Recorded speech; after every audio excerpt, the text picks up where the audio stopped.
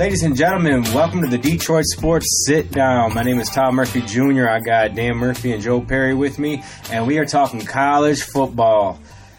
Week 2 just passed us by, and if you're a Michigan fan, you're probably still worried about that Army game, and you're really worried about walking into Madison, Wisconsin. If you're a Michigan State fan, have you been able to crawl yourself out of bed yet? Are you? I know you're not watching Sports Center. I know you're not listening to Sports Talk Radio. I know you're definitely not watching highlights of that game that you saw. Fellas, I want to say, what a football game. But it wasn't that great of a football game until the last, 5 minutes of the game. And then it just got crazy. Wow. What a crazy ending. And for Michigan State, what a terrible, brutal way to lose a football game. You lose the game 10-7. At the end of the third quarter, the game was 3-0. Week 3, the Spartan offense looked incredible last week against Western.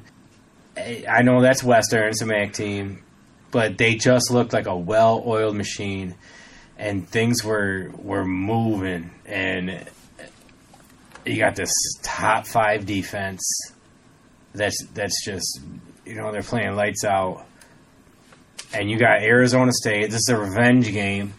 Last year, you go out west, you go to Arizona State, and you lose in a heartbreaker.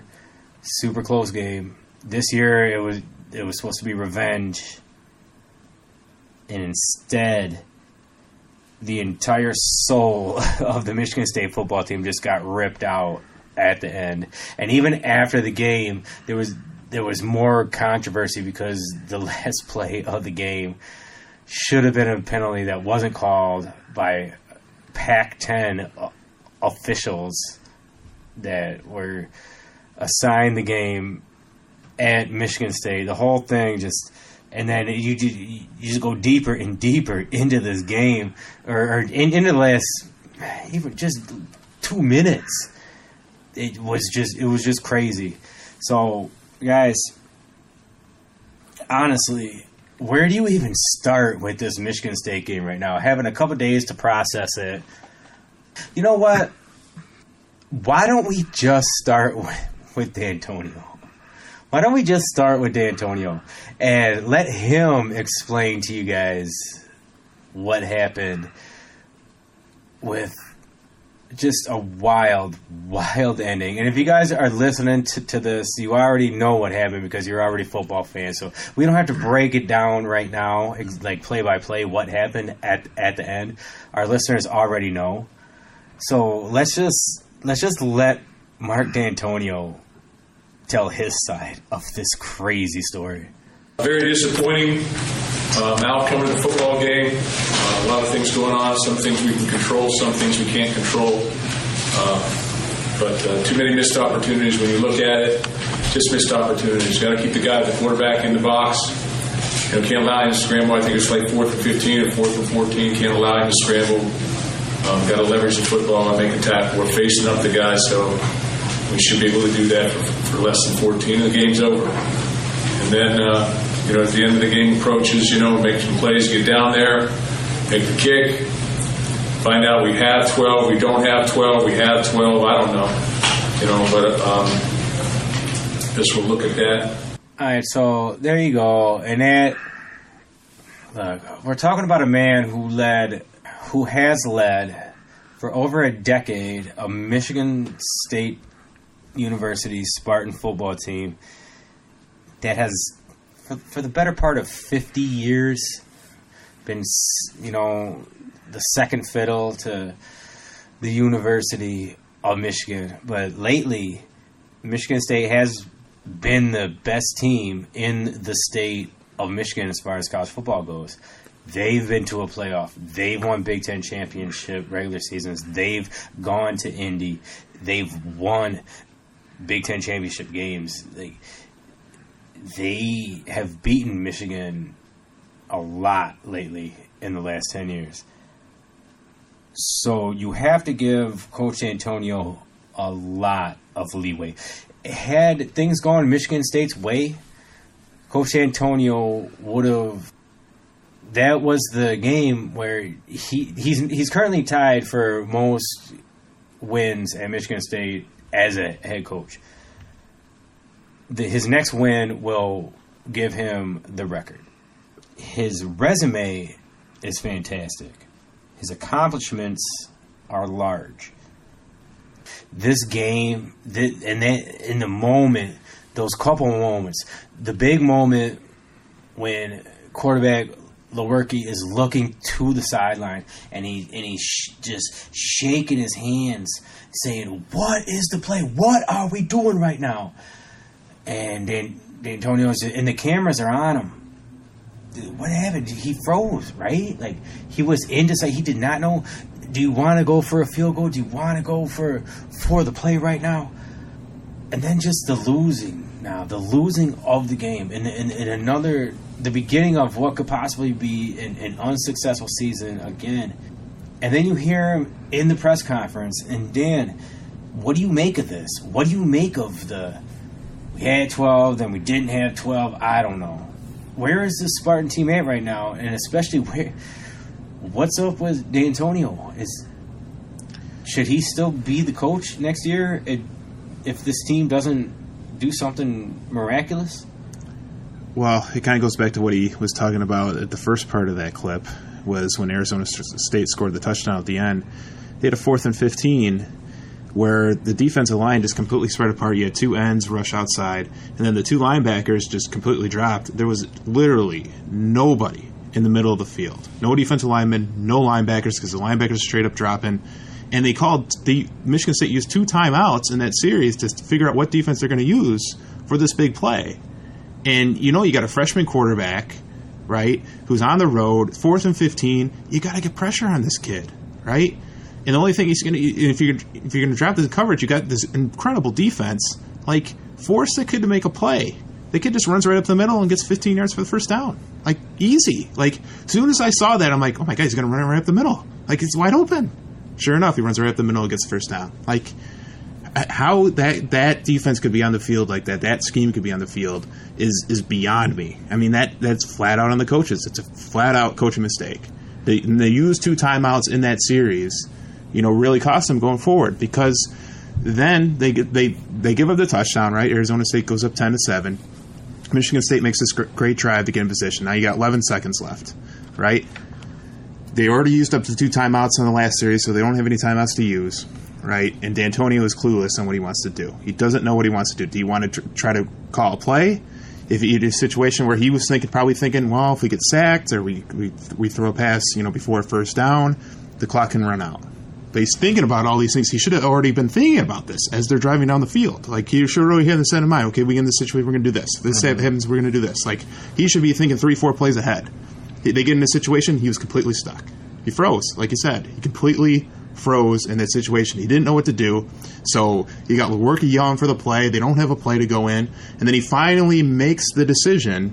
Okay, he doesn't want to take the chance to throw the ball. He doesn't want to take a chance of the clock running out. So he runs the field goal team out there with limited time left on the play clock. Runs the team out there. So number one, I always hate running a team out there like that, because then you're kind of frantic and the kicker's not settled, right? You're kind of in a frantic situation. Now, he actually ended up making the kick, but still, like, in a general sense, I hate doing that because it's frantic, right? Number two, you get in a frantic situation, what can happen? Too many men on the field. Too many men on the field. And that's what happened. 12 men on the field. It cannot happen. Now I want to break down this play here, because you say it cannot happen. It cannot happen. What I want to know is, how the hell did it happen?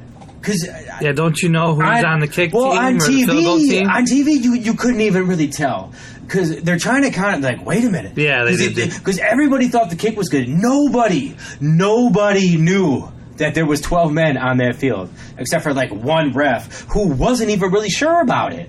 They reviewed it. They had to review if there was 12 men on the field, and I'll never forget this because they're trying to count it, like, and they're using the diagram, like, you know, not the refs but the commentators. You know, they're using the diagram on the field. You know, the old Madden pen. There's 1, 2, 3. Wait, I think that's 4. Is that 4, 5? Wait, well, it's hard to tell, especially with the view they had, because they were trying to count it up with the sideline view.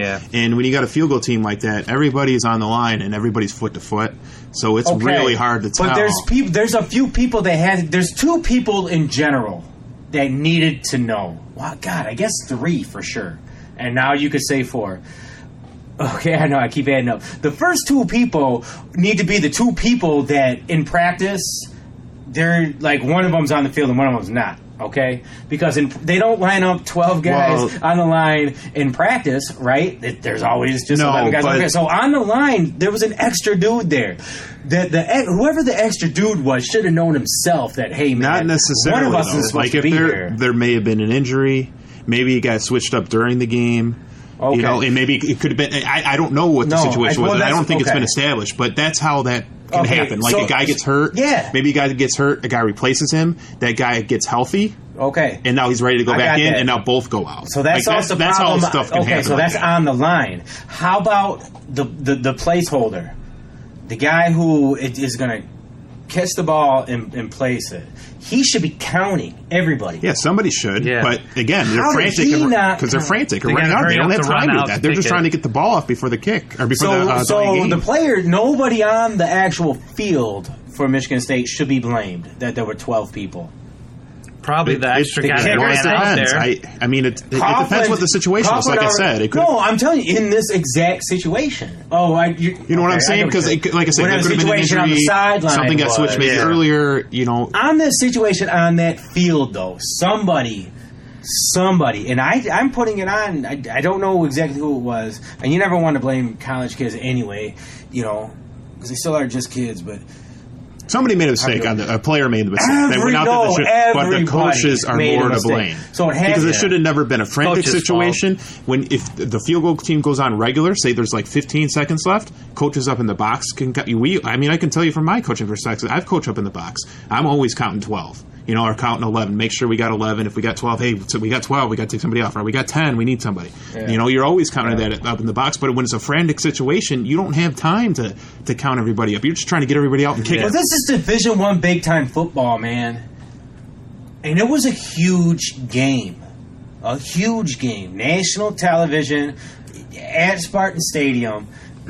And you're talking about a fan base that just got depleted, man, like just devastated, you know, and in such a brutal way that I equate it to like being a Lions fan, you know, and that happens a lot, like not recently, but in the past for Michigan State. Michigan State has been known to lose games in brutal fashion, but this has to be the most brutal.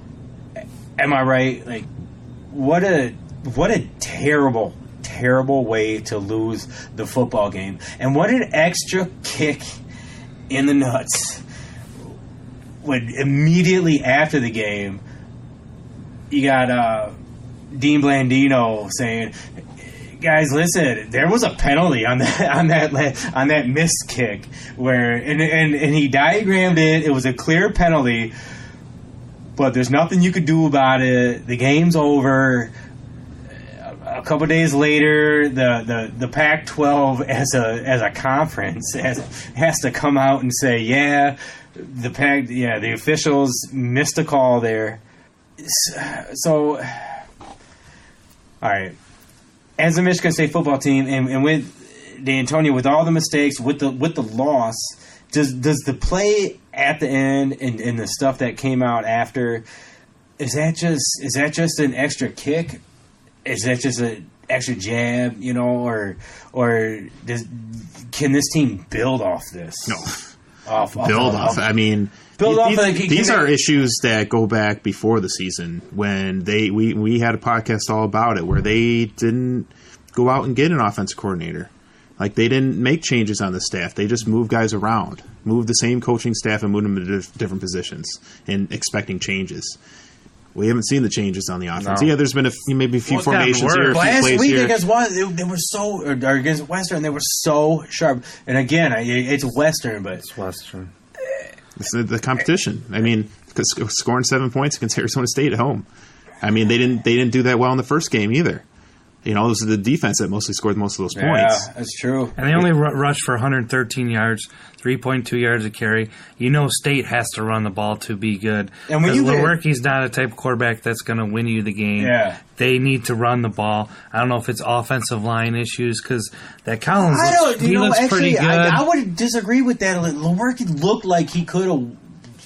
That was a nice drive, and he had some nice plays down the stretch, man. He did. Like, he looked like a gamer in the fourth quarter. I don't know. I've never been a Lewerke fan, so maybe it's just that, but I just don't feel like he's gonna, if you can run the ball for 200 yards and then he can throw for 150, something like that, but I just don't see them not only running for 113 yards, even 150 yards, and them winning the game. Yeah. They need to run the ball very effectively. And they lost a lineman today, like 6-7 weeks or something like that. I think it was starting left guard.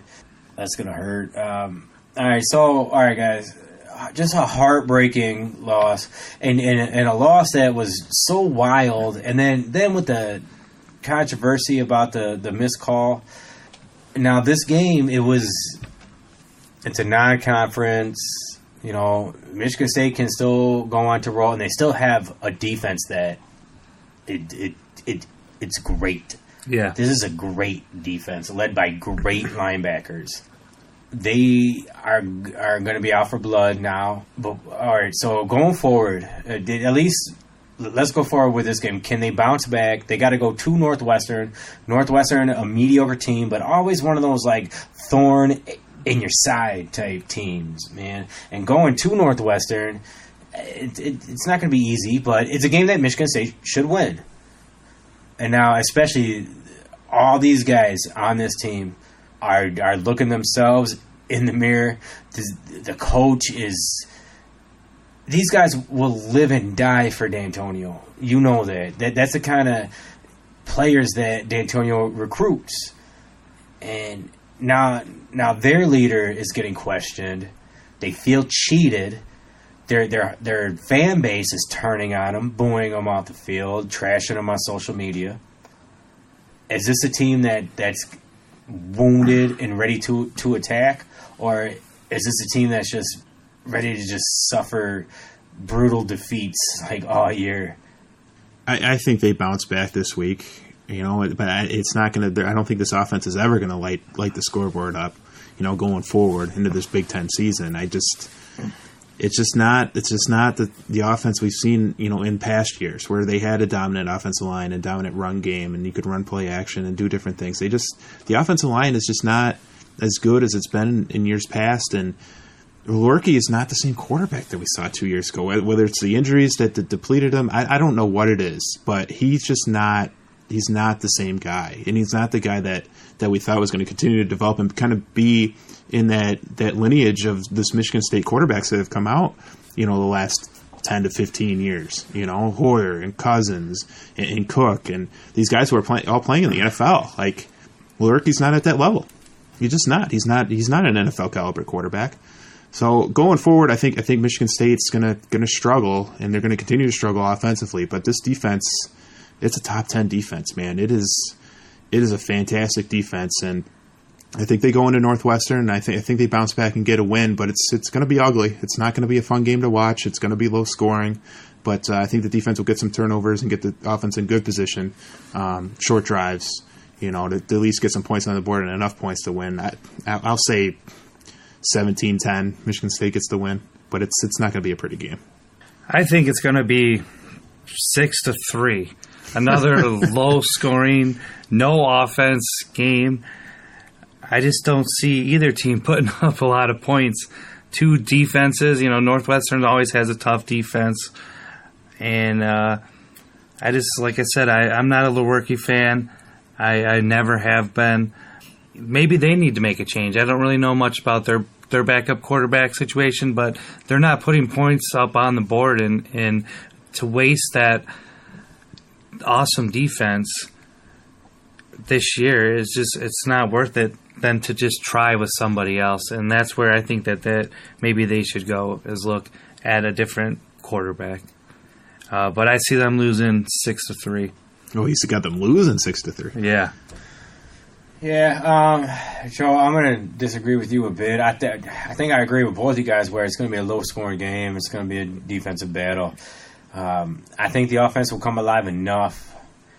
I do think D'Antonio will get these guys right to an extent, enough to beat Northwestern on the road in a tough game. I think the kicker, Coughlin, I think he's taken that loss the hardest probably, because what a bitter thing for a kicker to miss 2 field goals, make that winner. You thought you made the winning field goal, and you're losing your mind, and then you have to go back and kick it again and miss it. Completely shank it.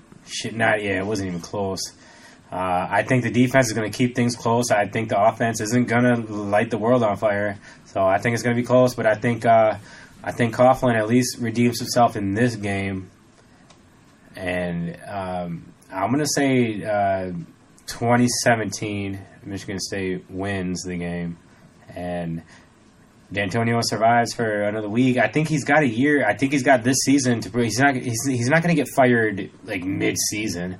I think if Michigan State loses, even if they lose 5 straight games now, he's at least going to go through the year. They're going to give him that respect no matter what happens. There'll be some interesting conversations. If they struggle, and have a losing season, there'll be some interesting conversations. A losing season, I think it'll be, definitely some interesting conversations that will lead to him not being the coach next year. If they have a losing season, it's hard though. It's hard to. He's done so much for this football program, but the writing's coming on the wall, man. It is. And last week was just brutal. But I do think D'Antonio, the scrapper that he is, and the scrappy Michigan State team, and this great defense, I think they're going to come out with this win this week, and then we can go forward after that. Because this team is going to be week by week. I think we just saw that. But it's going to be very, very interesting to watch this game and see how they respond. Now, as we transition, what's really going to be interesting is what are we going to do as college football fans in the state of Michigan when it's Michigan State, Northwestern on one channel and Michigan, Wisconsin on another channel. I already know what I'm doing. At the same Michigan, Wisconsin's time. on the big TV, and the little TV next to it's got the Michigan State game. There you go. I was good. Yeah, it might be worth pulling out the second TV for me. I might just have Michigan State on the phone, because as big as this game is for Michigan State and them to rebound after that loss, you can multiply this by 100 for Jim Harbaugh and the Michigan Wolverines going into Madison, Wisconsin, because Michigan State, they lost that game. They're kind of out of the picture right now. Michigan is still well in it.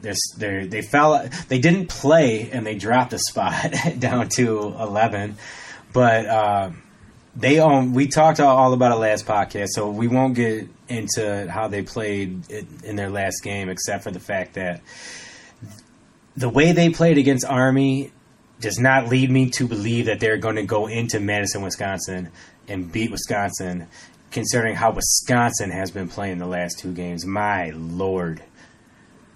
I know Wisconsin hasn't played anybody great, anybody remotely good, but man, they look good. And everybody knows how tough it is to go into Madison, Wisconsin and win a football game.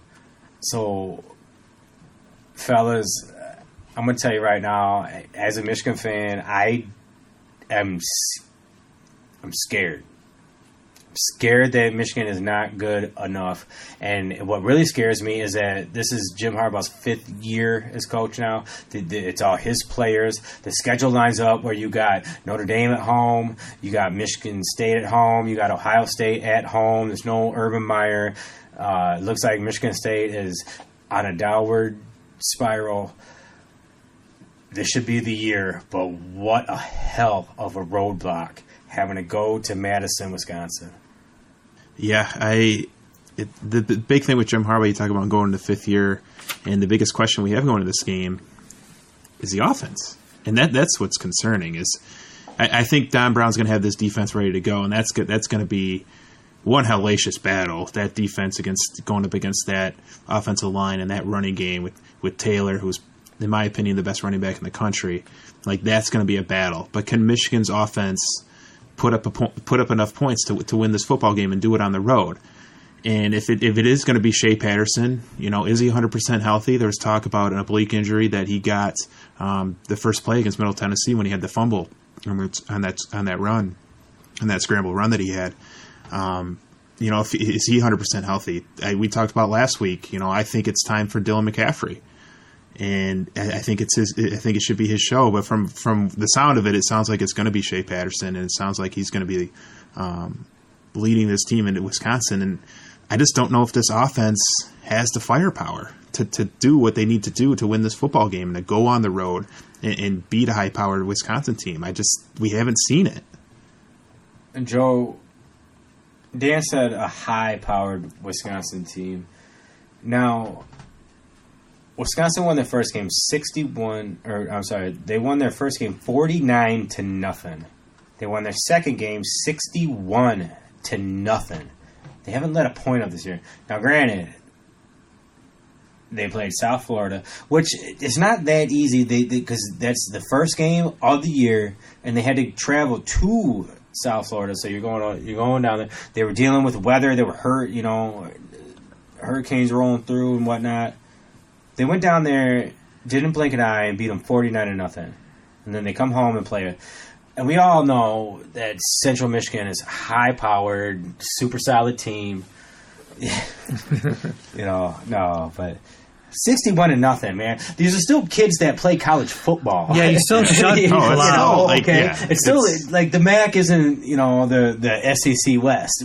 But you don't expect 61-0. You expect maybe like a 42-17, something like that. You don't, but 61-0 jumps right out. It does. No, the fact especially that they haven't let up a point yet. They have outscored their opponents. So what is that? 49 plus 61. I'm not a math major, but I believe that's 110-0. That's impressive. I don't care who you're playing. In their first two games, both Division I opponents. And Michigan hasn't done anything to impress anybody so far. So you see them shutting out two teams back to back. And it's on the road. It is a nerve-wracking game. It's not even just on the road. It's freaking Madison. Yeah, at Madison. And like we said, Michigan has done nothing to impress us. So what do you guys think about the bye week? Having the bye week before a big game like this, I think it was good. Second game going, it's huge. What is it though? This year for sure. What is it? Because the injury. With Shea Patterson getting healthy, that helps. Okay. What about being just being laid out and practice getting kind of monotonous a bit as compared to the healing of players?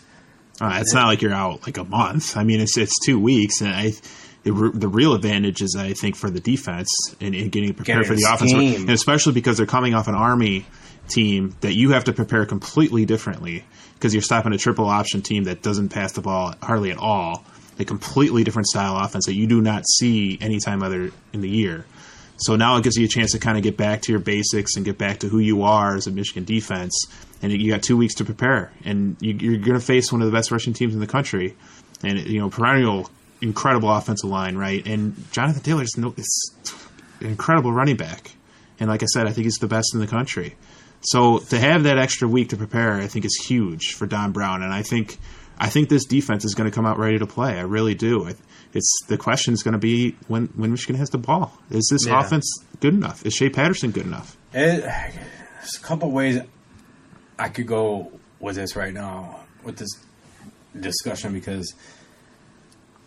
but what I really want to talk about, I guess, is it Shea Patterson or is it McCaffrey? Or is it both of them? What do you think? And obviously, there's not a lot of reports out. There aren't beat writers just breaking down every practice. You really don't know what happened these past 2 weeks leading up to this. You only know that there is definitely a quarterback.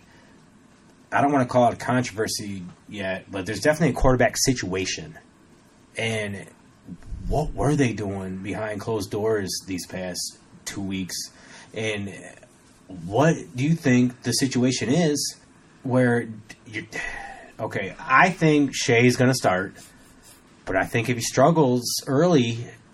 You think Harbaugh's going to do that? You think Harbaugh will pull him? Yeah, absolutely. Harbaugh has said that he wants both of them to play in every game. Yeah, I know he said that.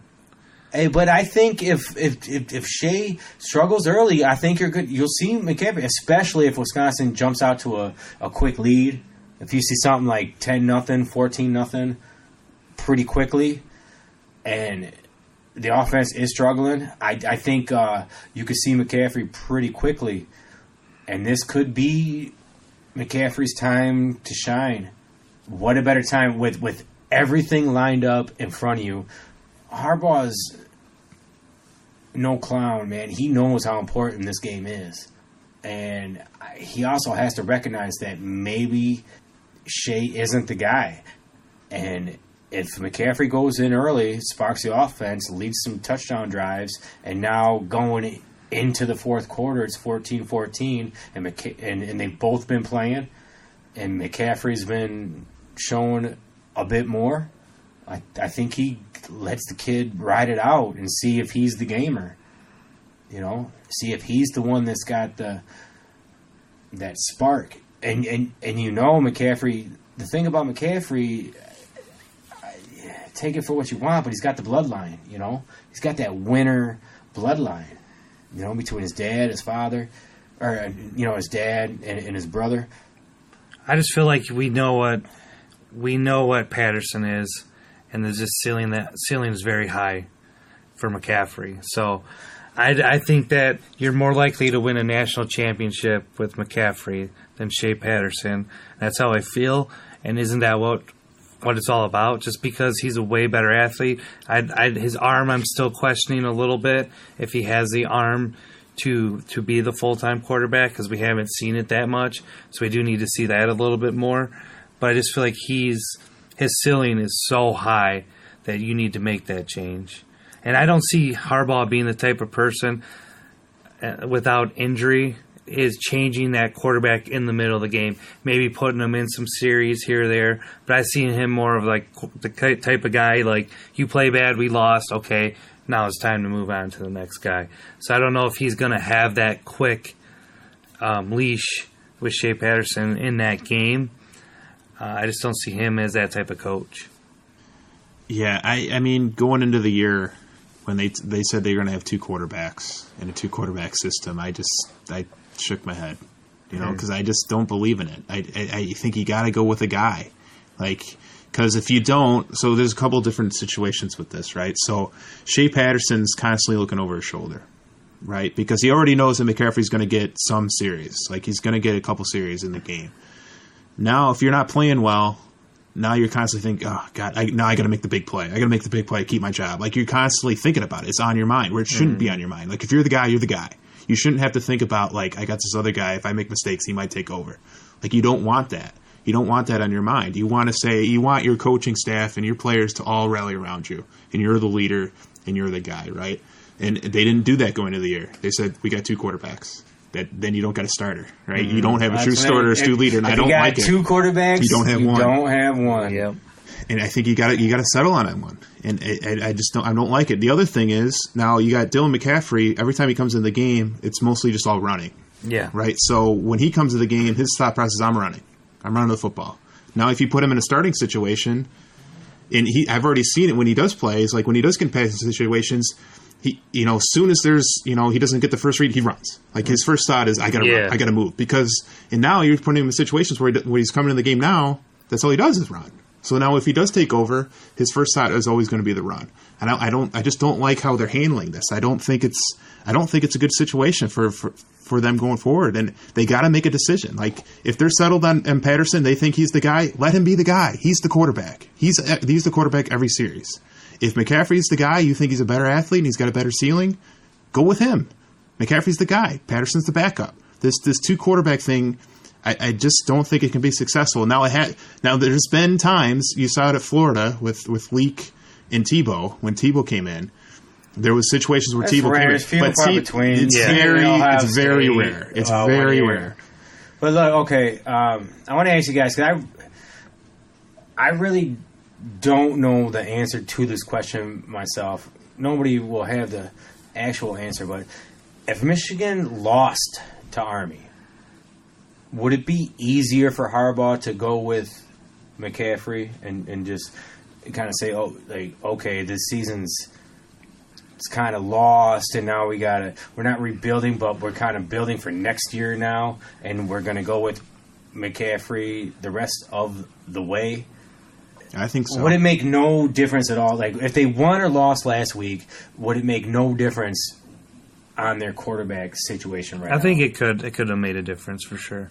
Depending on if Shea Patterson threw like an interception or two more or something, or I could see that. Well, let's just say Army made the field goal. Yeah, they made the field goal. They made that field goal. At the end. You got a shocking break, like just heartbreaking loss. Yeah, I mean, similar to Appalachian State. I think it'd be easier, but I still don't know if Harbaugh would make that choice at that point. And that's what I wonder at the college level, because you got to remember, Harbaugh went to a Super Bowl in the NFL, lost to his brother, right? Heartbreaking loss, but he was in the NFL, so he knows how cutthroat football, just the game of football, is. But how loyal does Harbaugh need to be to Shea Patterson compared to how loyal does he need to be to McCaffrey? He needs to be loyal to winning. Like, it's not about either kid. No. This isn't high school. Like, this is the University of Michigan. Harbaugh's paid a lot of money to win NFL, football games. either. So this, like, if you got a better quarterback, you got a better quarterback. Like, you put the best guys on the field to win games. Yeah, like that's how this goes. Yeah, but shouldn't you know who the best guy is in the summer? Obviously, they didn't, because they said they were going in with a two quarterback system. And I'll say it again. Like, it's not a good decision. I'm strongly against it. I'm strongly against the two quarterback system. If they're going to go into Wisconsin with Shea Patterson, then they should have been saying this before the season that Shea Patterson's our guy, because Shea Patterson has not shown us in these first two games that he's capable of winning a championship. Like, I think we can all agree with that, right? He's turning the ball over. He's missing some open receivers. Like, they got a bye week before one of the biggest games of the season at Madison, Wisconsin. Like, if they're gonna make a change and go with McCaffrey going forward, like, this would be the time to do it. Yeah. Like, this would be the time to do it. So if Patterson's the guy going into this game, they should have said he was the guy going into the season. Like, they shouldn't see this two quarterback system. They don't have to say, like, the Giants today announced on a Tuesday in a press conference that Daniel Jones is going to be the starter and Eli is sitting. It's big news. It was a story today, but that's a football team announcing that there's a new quarterback and they're sitting there.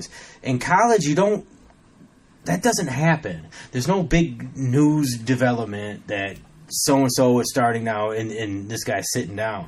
And I think Harbaugh kind of understands that, where he doesn't have to go. I don't mean to stop you, Joe, but no, it's fine. Keep going. What I'm saying is, we're going to know what happens at noon in Madison on Saturday. That's when we're going to find out who the starting quarterback is for Michigan. There's not going to be a big announcement, and Harbaugh's he's going to keep his cards close to his vest. For one, you got to plan. It's two different quarterbacks to plan against, for one, right? Which makes it a little more difficult for Wisconsin because right now you don't. If you're Wisconsin's defensive coordinator, you're really not sure. You got a game plan for both of them because you don't know what's going to happen. But the one thing you probably do know is that they're both going to see some snaps. And I think what should happen is that both quarterbacks are going to get a chance. I think Shea is going to start the game, but I think and I hate this cliche, but he's going to have a short leash.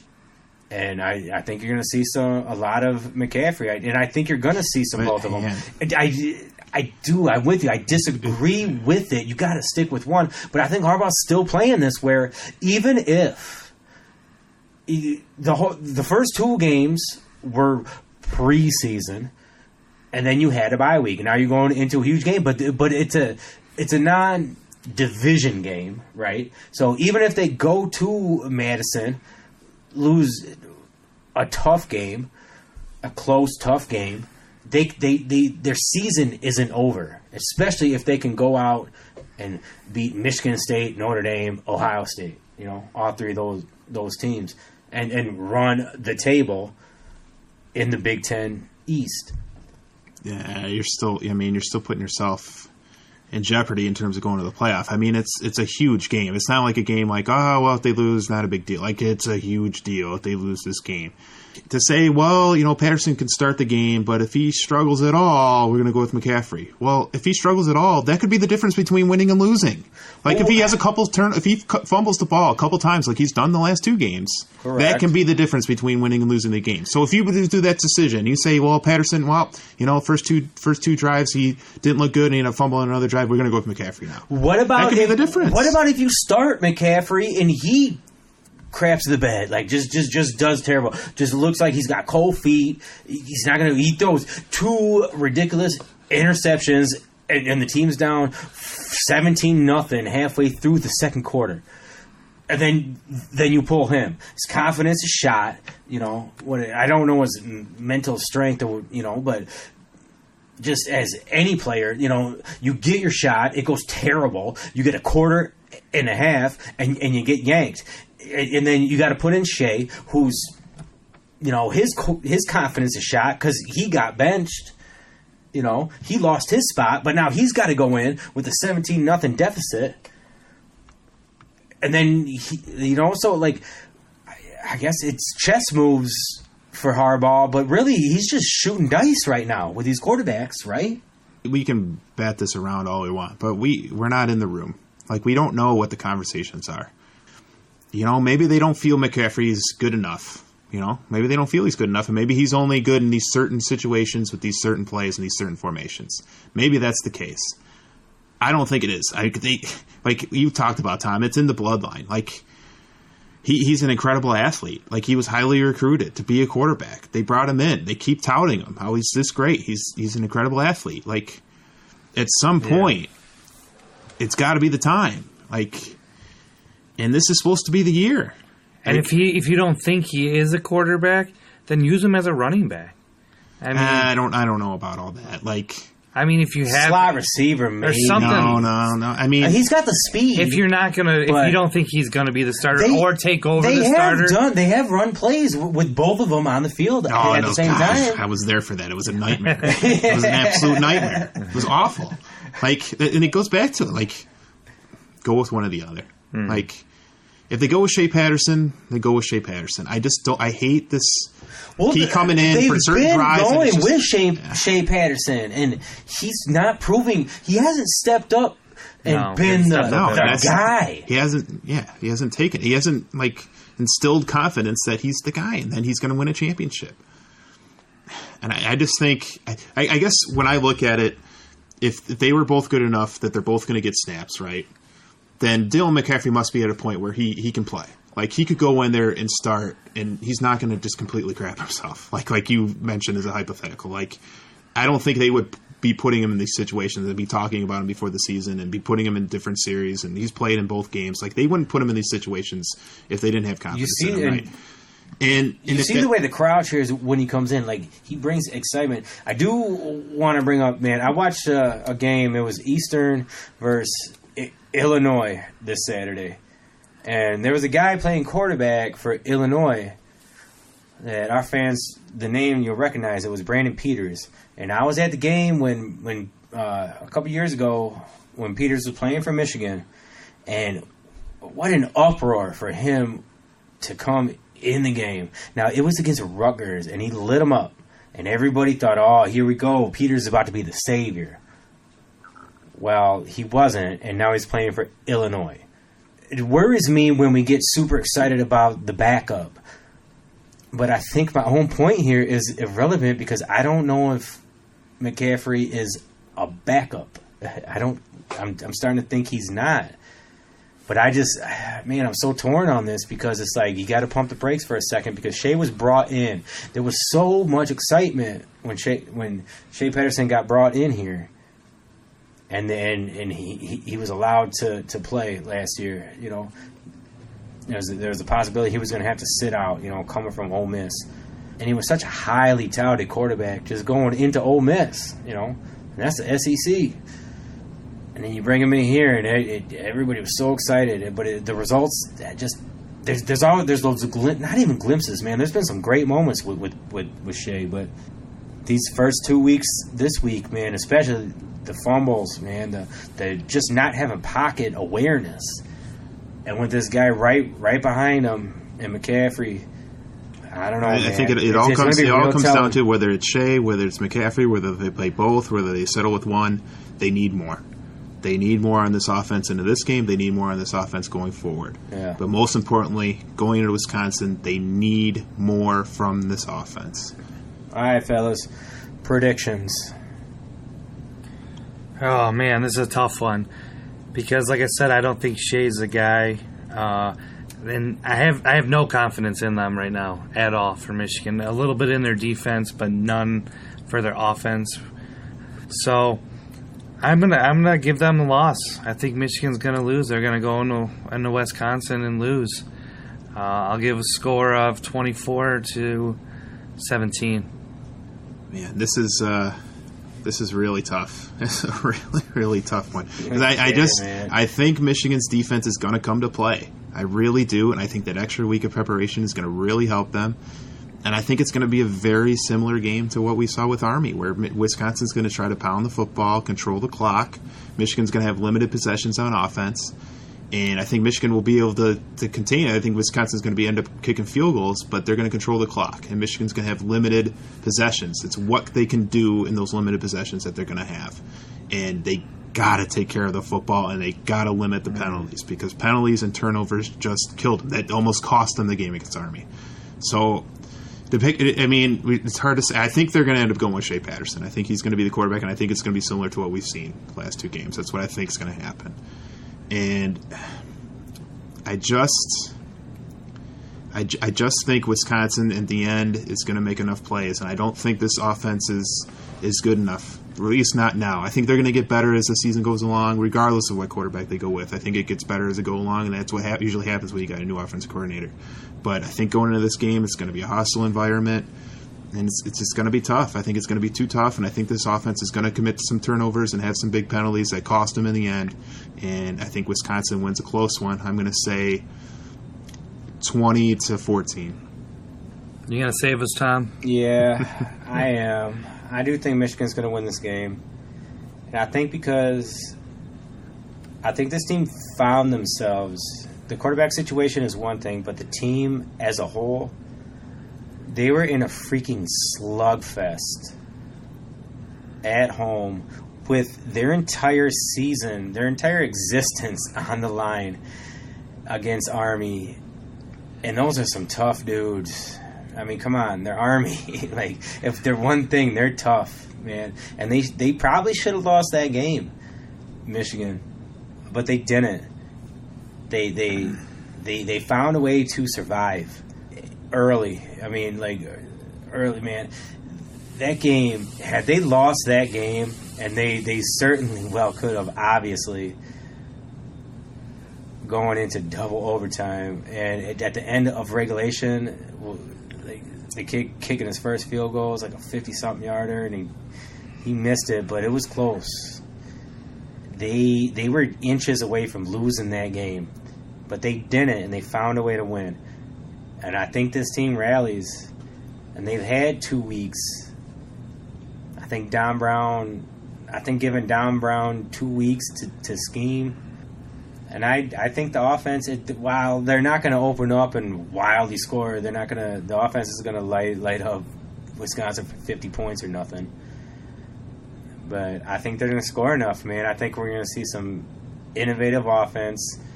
I think things are going to get opened up. I think you're going to see both quarterbacks play. I really do.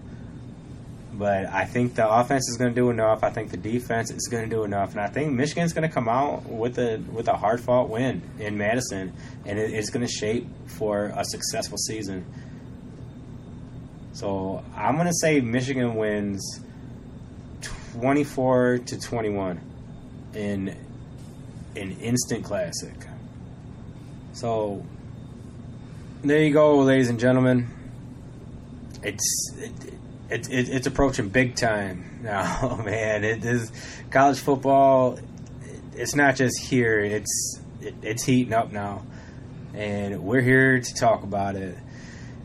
And we're going to be here next week. We'll talk about what happened, man. 2 huge games for Michigan and Michigan State. And some great